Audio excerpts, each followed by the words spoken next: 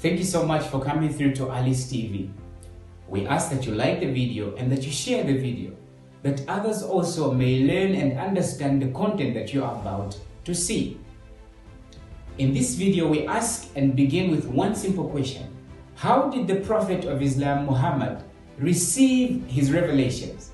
And here is the answer. Messenger, O Allah's Messenger, how is the divine revelation revealed to you? Then Allah's Messenger replied, sometimes it revealed like ringing of bell. Sometimes the angel comes in the form of a man and talks to me. Angel who? Angel Jibreel Islam used to come to Prophet Muhammad Sallallahu Alaihi Wasallam and talk to a human. From the clip, we see clearly that the Prophet of Islam, Muhammad, received instructions by hearing bells ringing. The second is that he received instructions from the angel they claim Gabriel gave to Prophet Muhammad. And as he received this information or these revelations, Gabriel, he gave it to people and they wrote the information down because Prophet Muhammad could not read and write. And now, Prophet Muhammad receives information or instructions from the angel Gabriel. Let us examine what the Bible says. In Galatians chapter 1 verse 8, the Bible says, "But though we or an angel from heaven preach any other gospel than that which we have preached unto you, let him be accursed." On verse 9, "But as we said before, so say I now again, if any man preach unto you any other gospel than that which you have received, let him be accursed." The Apostle Paul makes it clear and distinct that the standard for accepting a message from whether it be an angel or whether it be any man is that we need to compare that gospel or that news with the true gospel that the apostles preached unto us.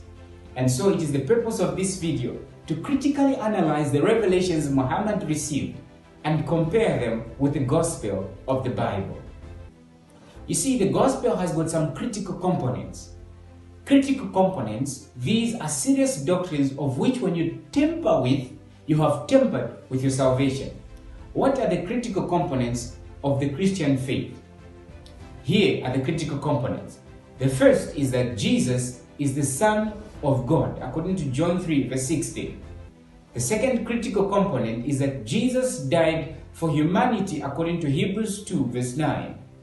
The third is that Jesus was raised from the dead, according to Romans chapter 4 verse 25. And the fourth is that we see that Jesus and God's revelations. These four that I have just cited are the critical components of the Christian faith. So if any message comes from an angel as claimed, or from any man or from any source, whether it be the ringing of bells, and it contradicts these four components, therefore that gospel or that news should be accursed. So now, according to the Prophet Muhammad, who received divine revelations as he claimed from the angel Gabriel, he received these instructions and he recited them, as the word Quran or the word Quran simply means recitations or reciting. He recited these revelations, and according to what was revealed to him in Surah or in Quran chapter 4 verse 179, he claimed that Allah is exalted above having a son. In other words, Jesus Christ or Isa Amase is not the Son of God, according to Surah chapter 4 verse 117. If you also read from the Surah chapter 4 verse 157, according to Muhammad, the instruction he received instructions that explicitly say that Isa Amase or Jesus Christ, according to the Quran, he did not die. Jesus Christ was never crucified on the cross, according to the Quran. If you read Surah chapter 4 verse 157, it clearly states that Isa Amase was not crucified. Rather, God exchanged Christ on the cross. He exchanged and put another man different from Jesus Christ. The last claim that Prophet Muhammad gave was that he claimed to be the last prophet. According to the lines of the prophets, he claimed that he was the last divine prophet that was chosen by God to receive divine instructions. And so therefore it is clear and it is essential and necessary that we try to explain the religion of Islam and its origin. So now, look at this way. Prophet Muhammad, in the area where he was growing up, the Arabian area where he was growing up as a young person, the community around him was surrounded by different religions, people that practice different practices and religions. We're trying to explain the religion of Islam. Prophet Muhammad grew up in a community that had different beliefs. Around that area was also the belief and the teachings of Judaism, the teaching that there is one God and that God was Jehovah, the religion of Judaism, the monotheistic view that there is one God and that God is Jehovah. Along with these teachings of the Jews were these teachings that came up from teachings of Adam and Eve, the story of Noah and the flood, the story of Abraham, the story of Noah, the story of Moses, the story of David. All these stories were circulating around the area that Prophet Muhammad grew up as a young person. And so he had formal knowledge of these teachings that were circulating around that area where he grew up. Not only were there Jews and the monotheistic view of there is one God, but there were also other people that believed different things. There was also a class of people known as the Sabians. The Sabians, these were a class of people who practice ablutions. These are people who believed that before reading their ancient books and their sacred books, they washed their hands, sometimes even washed their bodies before they held sacred things. There are also people that believed in praying towards Mecca. We're talking about the religion of Islam, but this is before Islam is even stepping on stage. There were people that prayed towards Mecca. There were people that went around the Kaaba, the stone which is found in Mecca. They went around the Kaaba and kissed the stone, which they believe and claim that fell from heaven. There were also people that prayed 5 times a day in the same area that Prophet Muhammad grew up in. So he was bombarded with information around him that involved people that prayed 5 times a day, people that washed their hands and feet, people that went to Mecca, circulated Mecca, prayed towards Mecca. And so this religion of Islam was a combination of whatever was found around the community that Prophet Muhammad grew up in. And that's why we find in the religion of Islam, you have to pray 5 times a day. You pray towards Mecca. You wash your hands before reading the Quran. He claimed that there is one God. And in the Quran, 50% of the prophets that are found in the Bible are also found in the Quran. The information found in the Torah or the Christian Bible is also found in the Muslim book, the Bible. And also during the time of Prophet Muhammad, as he was growing up, he heard stories of Jesus Christ, because we're talking about the 7th century. 7 centuries after Jesus Christ. And so Prophet Muhammad heard stories, extra biblical stories about the birth of Jesus Christ under a palm tree, for example. He heard about stories, Jesus making a bird and giving it life and it became a living bird. He heard stories about Jesus, his birth, and many miracles that Jesus did. Prophet Muhammad was exposed to this information before he claimed to receive information. And so when he was 40 years old, here's the Prophet Muhammad, he is now 40 years old, he begins to claim that he receives information from the angel Gabriel. And the first impression that Prophet Muhammad had when he received his first vision in the cave at Hira is that he believed himself. When he received the first information, the first revelation that he received, Prophet Muhammad believed that this information he received was from the devil. He believed that he was demon possessed when he received this information.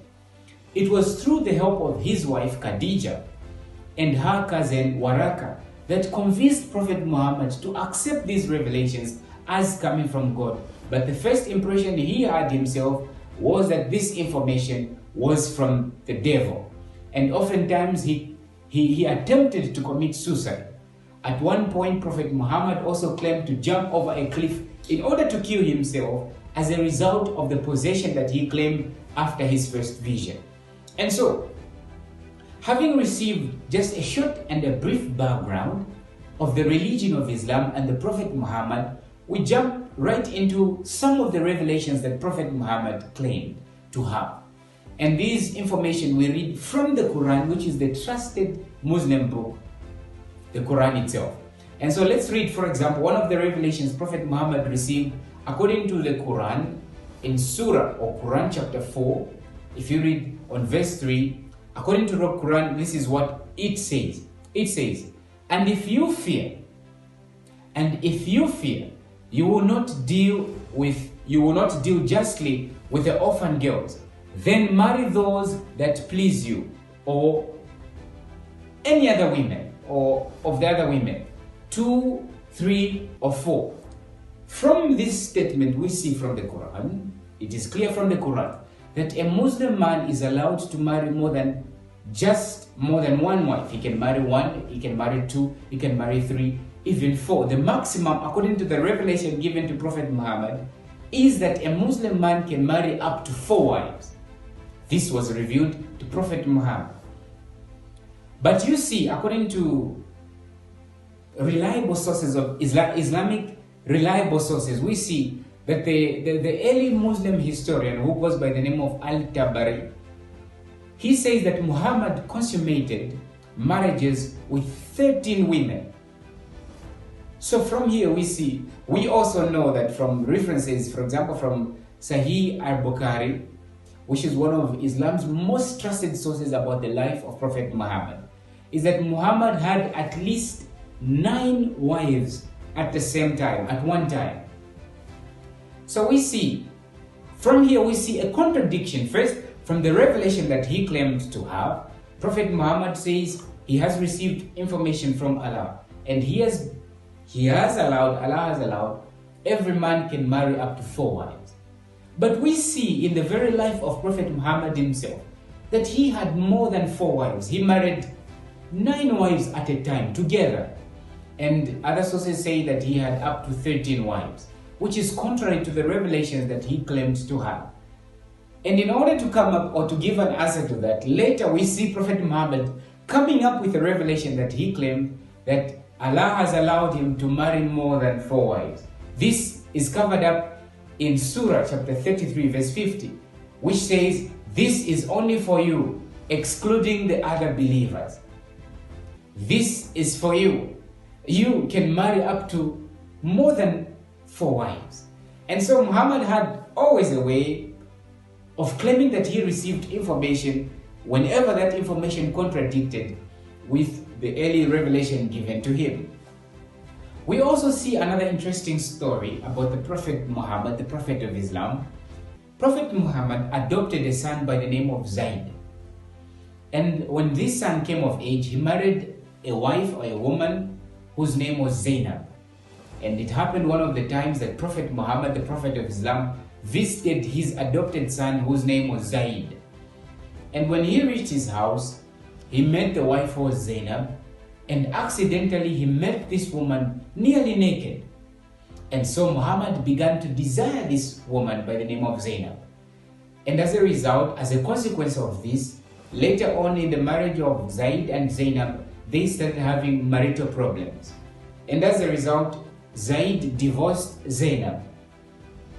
Just as time passed on, Muhammad went ahead and married Zainab, who was the former or the ex-wife of his adopted son Zaid, even though this act was strictly forbidden. Prophet Muhammad went ahead and married this woman Zainab. And later he claimed to receive revelations in Surah chapter 33 verse 5 and also Surah 33 verse 37 to justify himself that Allah allowed him to go ahead and marry these women. You see, from this we clearly see that there is a contradiction between the Prophet himself and the revelation that he is claiming to have. At first we see, he says Allah has allowed Muslim men to marry up to 4 wives, and later we see he ends up with 13 women. In a society where it is strictly forbidden to marry someone who is a former wife of someone who is like your adopted son, he goes ahead and marries the same woman, even though it is strictly forbidden. And so we see a contradiction between what the Prophet is claiming to receive and also his life himself. And though he claims to be the last prophet who is the example that all Muslims are to follow. Another interesting thing that I have noticed and we see in the history of Prophet Muhammad concerning his revelation is another interesting story. At one point, Prophet Muhammad went to Mecca. He visited Mecca and preached this message, his gospel about Allah and the revelations that he has been receiving. And he had a negative feedback as least people, a few people joined his religion. And as a result of this, he went and besought from Allah. He said, Allah, please, I need revelations. I need information to give these people, solid revelations that these people will accept and believe in you. And so we see that Allah revealed this information to him. This text that I'm about to read was originally found in Surah or in Quran chapter 53, but it was later removed. Here's what the Surah said. It says, have you not heard? This is now the revelation coming from Prophet Muhammad. He's saying, Allah is giving it to him. Have you not heard of Al-Alat and Al-Uzza and Al-Manat, the third, and the other? These are the exalted cranes whose intercession is to be hoped for. In this statement that I have just read to you, Prophet Muhammad, he stands up and he says to people, have you not heard of Al-Alat? Have you not heard of Al-Uzza? Or have you not heard of Al-Manat? That these three exalted ones, you are supposed to do what? To give homage to these three exalted ones. And these three, he claimed, were the three goddesses or deities that were together with Allah. In other words, there were four. He claimed of Al-Alat, Al-Uzza and Al-Manat as the three deities that we Muslims are supposed to worship. After saying this, Muhammad himself bowed down and prayed to these three deities, together with the followers of Prophet Muhammad. After saying this, we find Prophet Muhammad a little later, he comes back and saying, I am sorry. The message you heard about Al-Alat, Al-Uzza and Al-Manat is false. I was deceived by the devil. That revelation came from the devil himself. And so clearly we see that there was a contradiction between the prophet himself. He could not clearly distinguish between the revelation he received from God or from the Allah that he claimed, and also the revelation he received from the devil himself. And so this quotation from the Quran found in Surah chapter 53 was therefore removed. So we see from the revelations of Prophet Muhammad, first he denies that Jesus Christ is the Son of God. He said Allah is exalted above having a son. He begetteth not, neither is he begotten. The second claim, he claimed that Isa Amase in Surah chapter 4, who is Jesus Christ, it is plainly stated that Jesus Christ or Isa Amase did not die on the cross of Calvary. That simply means he did not rise from the dead, which is a contradiction of the gospel of the Christian faith. We also see a contradiction between the life of Prophet Muhammad and also the revelations that he claimed to have from the Allah that he claimed to believe in. The other thing we see from the Bible, in the book of 1 John chapter 4 verse 3, the Bible says, and every spirit that confesseth not that Jesus Christ is come in the flesh is not of God. And this is the spirit of the Antichrist. The Bible is clear that every spirit that denies that Jesus Christ, the Son of God, came in the flesh as a human being is not of God. And the spirit that perpetuated or manifested upon Prophet Muhammad and made him deny that Jesus Christ, Isa Amase, is not the Son of God, and he did not come from heaven as the Son of God. This spirit is the spirit of the Antichrist.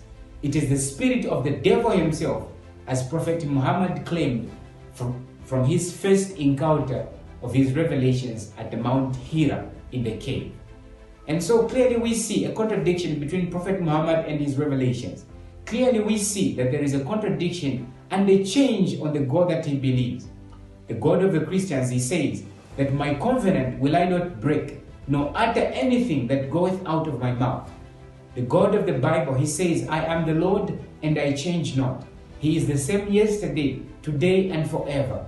The God of the Bible has no respecter of persons. He does not give certain favors to prophets. He treats all human beings and all individuals the same. Unlike the God of the Muslims, at one point he says all men can marry up to 4 wives. At a later stage he says my Prophet Muhammad can marry whosoever or howsoever or how many, no matter how many wives that he so desires. This God changes. He is fallible. And so we clearly see from this information that Prophet Muhammad indeed was not a true prophet. And his God is not infallible. He is fallible. He changes and therefore cannot be the all-wise and all-knowing and true God like the God of the Bible, who is Jehovah. Thank you so much for coming through. This is Alice TV. God